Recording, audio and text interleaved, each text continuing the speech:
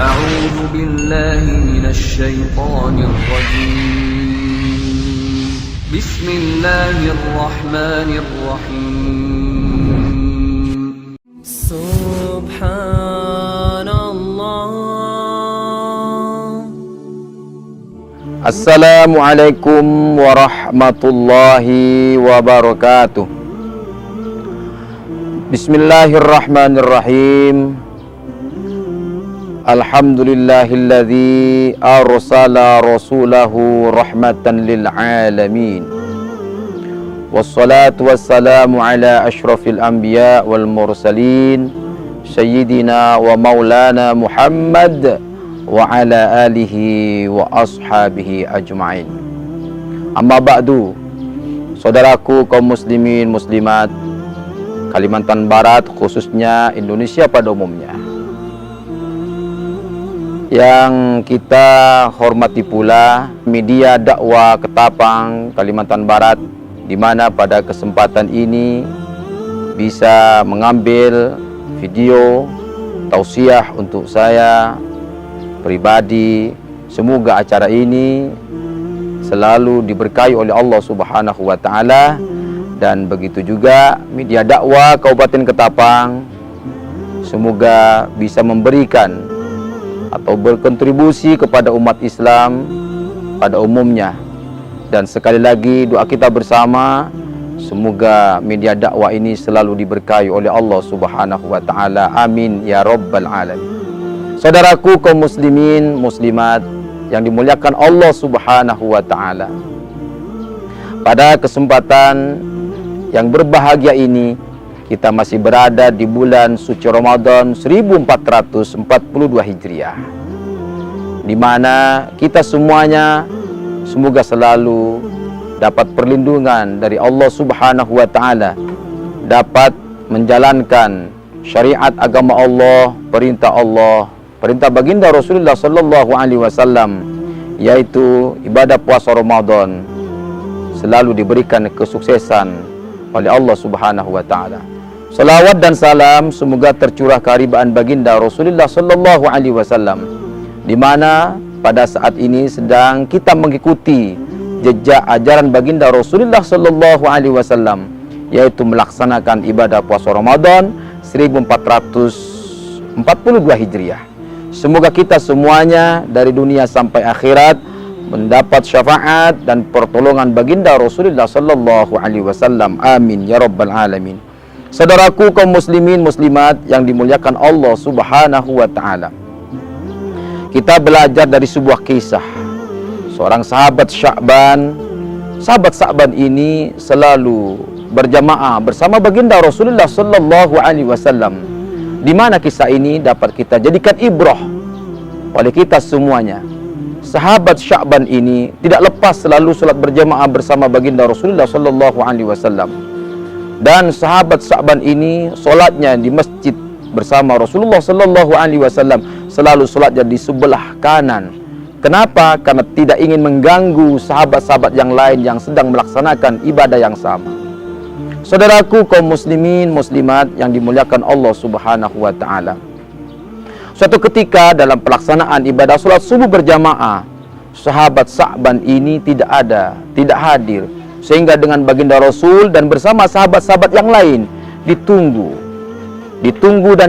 Akhirnya subuh tidak bisa menunggu sahabat Sya'ban, subuh terus dilaksanakan bersama sahabat yang lain tanpa sahabat Sya'ban ini.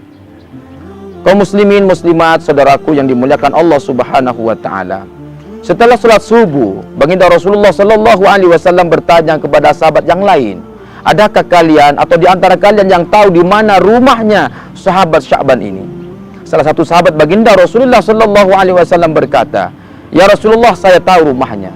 Setelah salat subuh, baginda Rasulullah sallallahu alaihi wasallam diantar ke rumah sahabat Sya'ban ini. Apa yang terjadi? Perjalanan dari masjid Nabi bersama sahabat-sahabat yang lain menuju rumahnya sahabat Sya'ban ini kurang lebih 3 jam. Jadi PP adalah 6 jam. Saudaraku kaum muslimin muslimat yang dimuliakan Allah Subhanahu wa taala, betapa jauhnya sahabat Sya'ban ini solat berjamaah bersama baginda Rasulullah sallallahu alaihi wasallam dari rumahnya saja kurang lebih memakan waktu 3 jam. Jadi PP 6 jam. Setelah sampai di rumah sahabat Sya'ban, keluar seorang perempuan, tentunya ini adalah istri daripada sahabat Sya'ban itu sendiri. Rasulullah Shallallahu Alaihi Wasallam berkata kepada yang perempuan tadi, "Di mana Sya'ban?" "Ya Rasulullah," kata si istri si Sya'ban, "si Sya'ban sudah meninggal beberapa hari yang lalu ya baginda Rasulullah Shallallahu Alaihi Wasallam."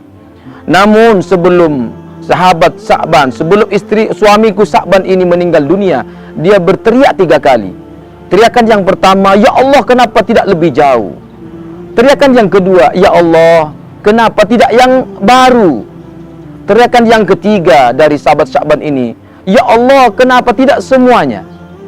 Saudaraku kaum muslimin muslimat yang dimuliakan Allah Subhanahu wa taala, apa di balik cerita atau teriakan sahabat Sya'ban sebelum meninggal dunia?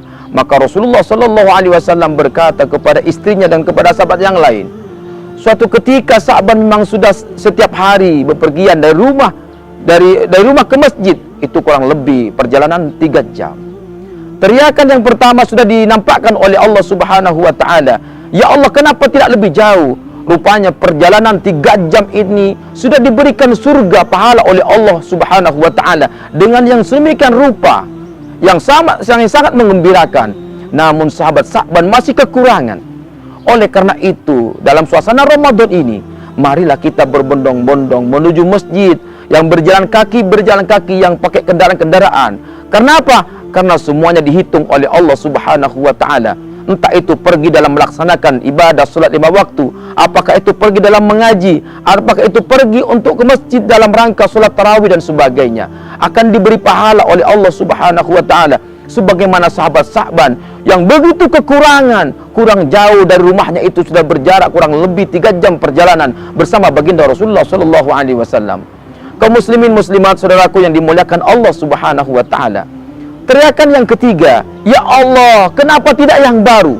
Suatu ketika sahabat Sya'ban ini keluar dari rumahnya, cuaca sangat dingin sekali menuju masjid. Sesampainya di masjid dalam perjalanan, sahabat Sya'ban ini bertemu dengan sahabat yang kedinginan sekali. Sahabat Sya'ban pada waktu itu bajunya berlapis 2 sudah. Berlapis 2, yang paling dalam adalah yang baru, yang di luar yang agak lama. Maka diberikan sehelai baju yang di luar oleh sahabat Sya'ban kepada sahabat tadi yang kedinginan. Itu yang dinampakkan oleh Allah Subhanahu wa taala. Apa kata sahabat Sya'ban? "Ya Allah, kenapa tidak yang baru?" Saudaraku kaum muslimin muslimat yang dimuliakan Allah Subhanahu wa taala, ternyata pemberian sedikit pun, pemberian sekecil apapun, pemberian sedekah infak sekecil apapun akan diberi pahala oleh Allah Subhanahu wa taala. Sehingga sahabat Sya'ban berteriak, "Kenapa tidak yang baru? Kenapa tidak yang baru yang diberikan bajunya itu? Kenapa kok yang lama?" Yang lama saja saudaraku itu diberi pahala surga oleh Allah Subhanahu wa taala. Bagaimana kalau kita memberikan yang baru, kata sahabat Sya'ban. Ini maknanya pelajaran bagi kita. Kita seharusnya berinfak, memberikan sesuatu yang sangat kita senangi, yang berharga, yang punya nilai. Tentunya pahalanya berbeda ketika kita memberikan yang sudah bekas dan yang kurang kita senangi. Apalagi di bulan Ramadan ini, maka berilah santunan itu yang sangat menyenangkan orang lain, yang menggembirakan. Tentu kalau bentuknya pakaian-pakaian yang layak, pakaian yang baru, yang menyenangkan orang lain, bukan pakaian yang sudah kita tidak butuhkan lagi.